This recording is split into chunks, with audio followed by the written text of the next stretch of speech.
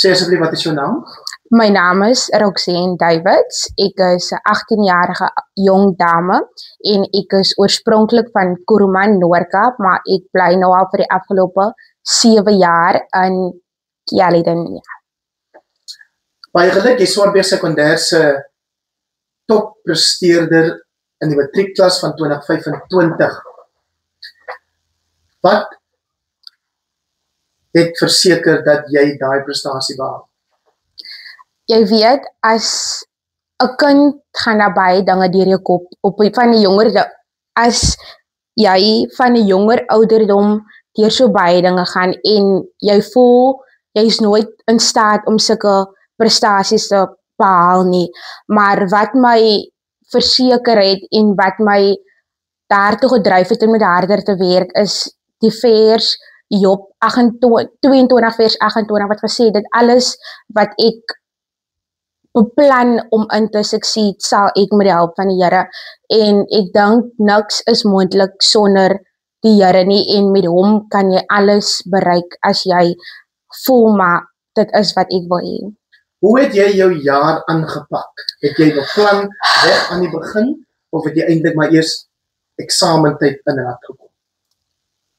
Dit kom al jare aan.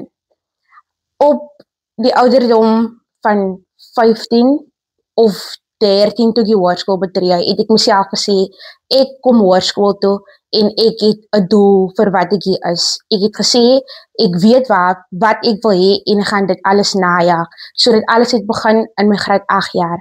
Maar as gevolg van dinge wat gebeur het en die traumatiese experience wat ek moes herleef, het ek myself gesê, maar hoekom is ek nog hier? Of ek het myself gevra, hoekom moet ek nog dit najag wat ek graag wil najag?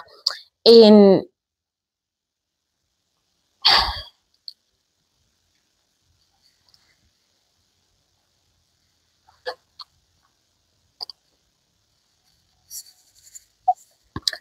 op so 'n ouderdom dink mense dat dinge met jou kan gebeur en jy dink nooit dat 'n random person vir jou sal boelie of whatsoever nie.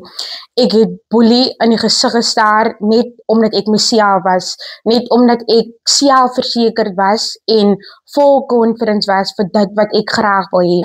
Die jaar het aangegaan, graad 9 was oké, graad 10. Ek het myself gesê, dis nou maak of breek, want dis nuwe vakke, ek het nuwe dinge om aan te pak en ek moet net 'n ekstra of 'n bietjie ekstra insit vir dit wat ek graag wil bereik. As ek kon terugdink na die jaar 2023, is dit 'n jaar wat ek nooit weer wil herleef nie. Onderwysers wat probeer om vir my af te druk in die afgrond, onderwysers wat nie vir jou vorentoe wil sien gaan nie, onderwysers wat hulle favorites het en graag wil hê hulle favorites moet succeed en dit is vir hulle 'n swaarigheid as die persoon wie hulle nie wil hê succeed nie vorentoe gaan in die lewe en ek het myself gesê, ouma, oupa, ek wil nie meer skool gaan nie. En ek dink toe, hoekom moet ek dit toelaat dat ander mense vir my onderkry? Hoekom moet ek vir my in 'n posisie plaas waar ek my akademie op hol moet sit net om ander mense tevrede te stel of hulle te wys dat hulle die mag oor my het.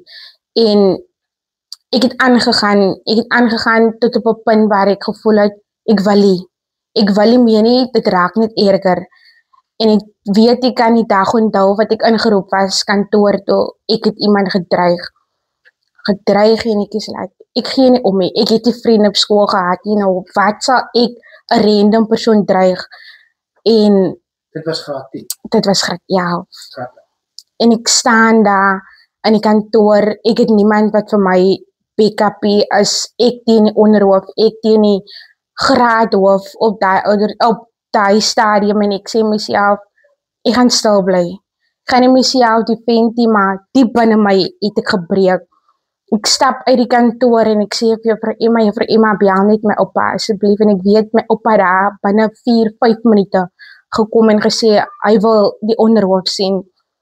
En die gesprek het aangegaan en my oupa sê vir hom, hoorie meneer, die kinders kom deur moeilike omstandighede en om iemand te en om iemand te beledig of om iemand skuld te gee vir goed sonder om hulle kant van die storie te hoor of om die al twee kante van die storie te hoor voor jy actually wil judge op dit wat jy net van die een side gehoor het.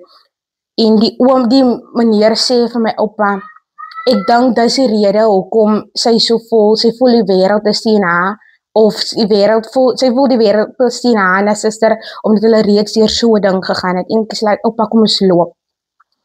My graad 12 jaar, ek het steeds uitgestaan as die topleerder en een onderwyseres sê vir my, ek hoop een van die leerders gaan vir jou eendag aanval. En ek is wow, hoekom offer jy 4 jaar van jou lewe op? Hoekom offer jy 4 jaar van sweet, trane, harde werk op om voor 'n kind of om voor kinders te staan vir wie jy veronderstel is om 'n inspirasie te wees en dit vir 'n leerder te sê, wat is die moeite dan om so hard te leer net om dit te sê?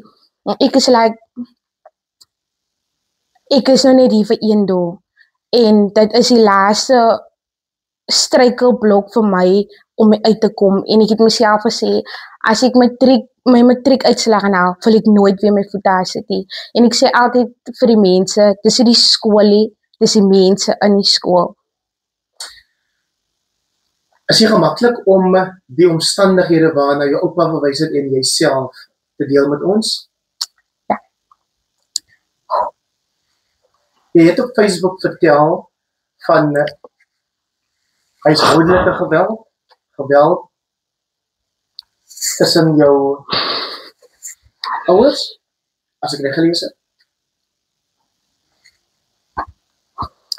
Ek onthou, ek was 4 jaar oud toe ek Middleton toe trek en dis toe waar ek by Sonskyn kleuterskool begin het.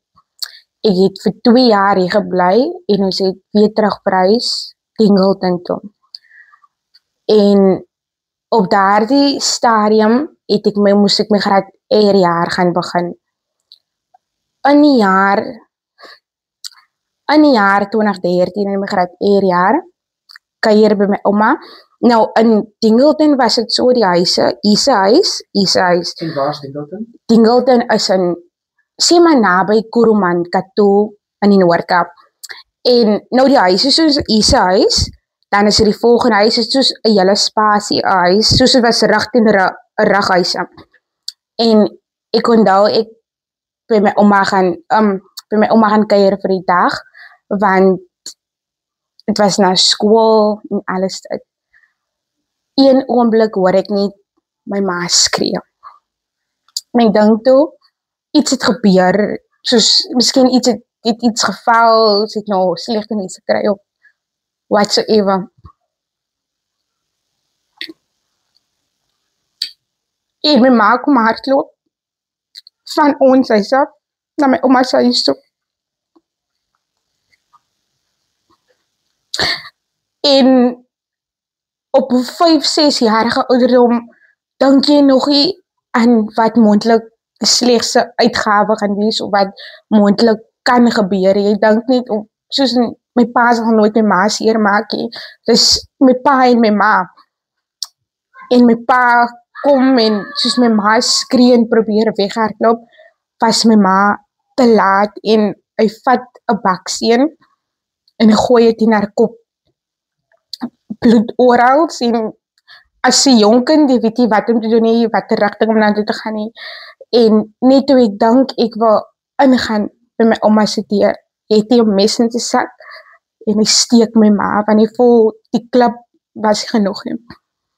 En hy steek my ma, ek het nie eens probeer ingaan by my ouma se hart nie. Ek het of se deur, ek het die agterhek uitgegaan en ek hardloop net af in die straat. En ek is daar is waar die hele trauma begin het. Fast forward, dit het daar gestop nie. Paar maande daarna was my ma uit na vriende toe net om 'n breathe te gaan vat.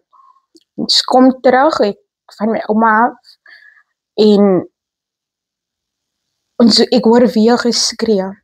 Dus omgaan, toe het my pa ons deur afgetrap die hele groceries uitgegooi en vir my ma gesê sy sal my sorg en kyk wat ons hy maand gaan eet. En my ma bel die polisie en sê, my kinders, julle moet by my ouma gaan slaap. Mama gaan in dieselfde slaap want of mama kom met mama se ruggie uit of het is dood of lewe. En sê vir haar, is okay, ons gaan ouma toe gaan, solank mama net veilig gaan wees.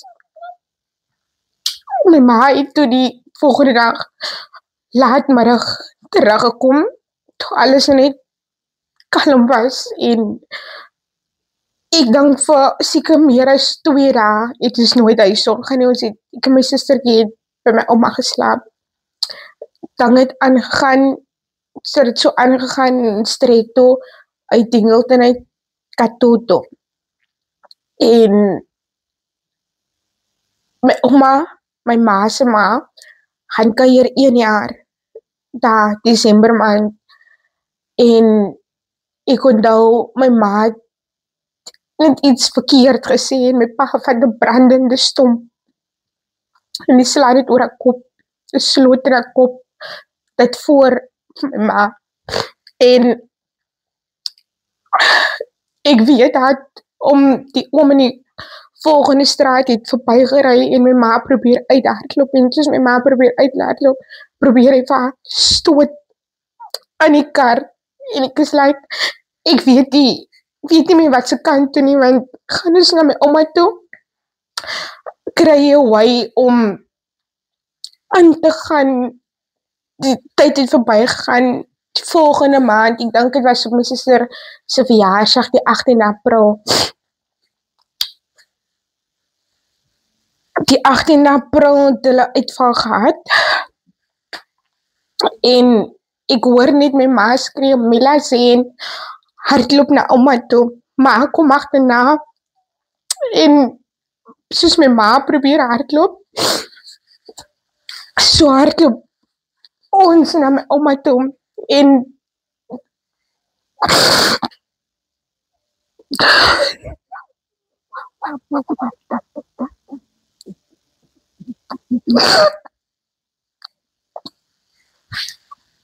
Hoe is jy stop?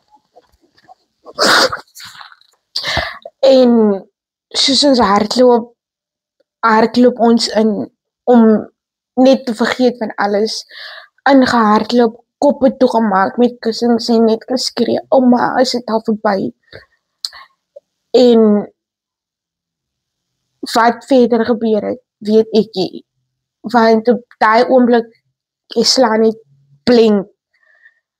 En die hartseerste van alles is, die maandag moes jy skool toe gegaan het en jou hele maats in die straat sien wat het gebeur om skool toe te gaan met 'n skaam gesig en mense wat vir jou met 'n aandag gaan kyk, jou ma en jou pa dit, jou ma en jou pa daai. En op daai oomblik was ek baie skaam vir my pa en ek het gevoel, jy's 'n pa, jy's 'n man en 'n vrou, wat het jou gedryf om dit te doen? Ek het vir Here net gebid en gevra, Here, ek wil nie meer bly nie. Ek wil nie meer bly nie.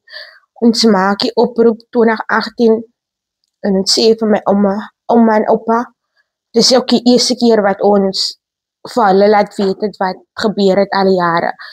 En ek sê, ouma, oupa, die omstandighede is nie meer vir ons nie. En op daai jonge ouderdom het hulle nie geweet wat ons bedoel met die omstandighede hier, is jy okay nie. En ons sê toe, ouma, ons wil hierna toe kom. Een oomblik, Waar is hierna toe? hierna toe is nou Kellyden toe. En een oomblik is alles verby en my ma sê, roep vir ons in kamer toe en ons praat, my pa was by die werk en my ma sê vir ons, Zeen en Mila, mama het nou julle onttrekkingsvorms gehaal. En al wat ek kon sê is net, dankie Here, want ek dankie ons sou dit gemaak het nie. Ek dankie ek sou vandag hier gesit het as topleerder van Swartberg Sekondêr, as ek hy dag 'n oproep gemaak en gesê ek wil nie meer hier bly nie. Het jy al ooit berading gehad vir hierdie traumatiese ervarings? Ja. Ouer ek geword het, hoe meer het dit my begin trigger wanneer ek soortgelyke artikels gelees het. In jou jonger dae voel dit vir jou, okay, dit gebeur en dis verby. Maar ouer jy word en hoe meer verstandig jy word, dan besef jy actually waar die reg gegaan het. Die eerste keer toe het my getrigger het, was in graad 10 en toe ek nou actually die realiteit van die lewe besef en ek sê myself, Roxanne, is mense wat elke dag veeg vir hulle lewens. Roxanne, is mense wat deur erger dinge gaan as wat deur jy gaan. So moenie wat jou met jou gebeur het vir jou agterhou nie. Of moenie dit gebruik as 'n verskoning om depressed te wil word of net om te voel die lewe gaan agteruit nie. So ek het nooit gegaan vir berading nie. En voel jy steeds dat dit nie nodig is? Ja, ek persoonlik voel dis nie nodig nie. Alhoewel mense vir my gesê het, jou mental health is belangrik, maar ek voel as jy 'n manier het, 'n coping mechanism het oor hoe om oor dit alles te kom, is dit nie nodig om jou tyd te gaan mors, om net met iemand anders te praat, waar jy dinge vir jouself kan uitfigure nie. Leef jou ma en jou pa nog? Ja, my ma lewe nog en my pa lewe nog, maar my pa is steeds in Kato en my ma bly hier. Vir wie jy eerste dat weet toe jy jou uitslag kry?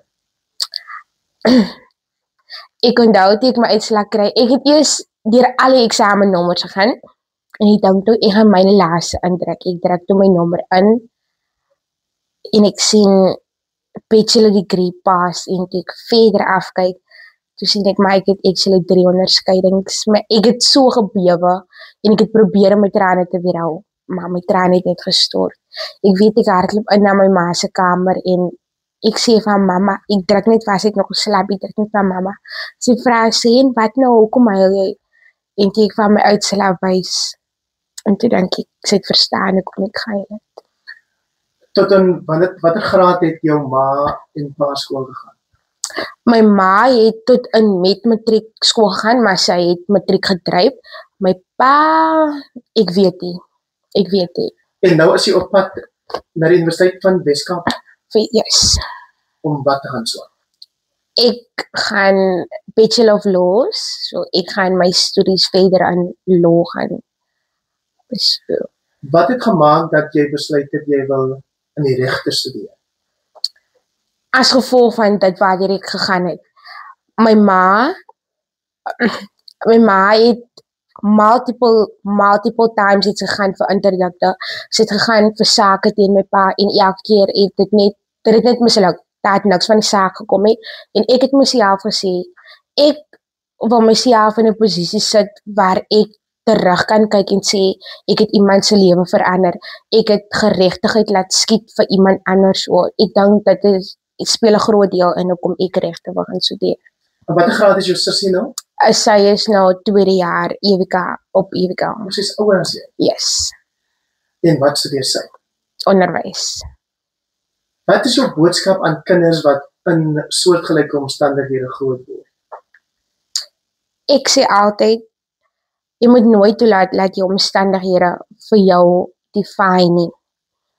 Ons moet weet dat God sal hy altyd jou storm verander hê, maar hy sal vir jou in jou storm verander. En ek voel altyd, leer hard en deel nou met die pyn van dissipline, as wat jy later met die pyn van regret gaan leef. So, om net verby dit te kyk, het maak seer, dit gaan eventually oor, om eerder jou alles in te sit en hard te leer, want op die uiteinde van die dag doen sy dit net vir jou nie, maar sy doen dit vir jou jonger self.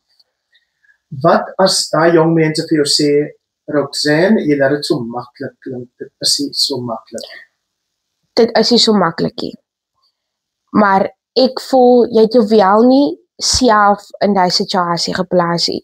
Jy was self, dalk nie self die oorsaak vir die omstandighede nie, maar die bal is in jou hand. Hoe jy jouself daardeur gaan bring is op jou en dis ongelukkig die realiteit van die lewe. Hoe jy 'n beter uitweg vir jouself gaan kry is op jou en wat jy ook al gaan doen om jou omstandighede te verander is ook op jou.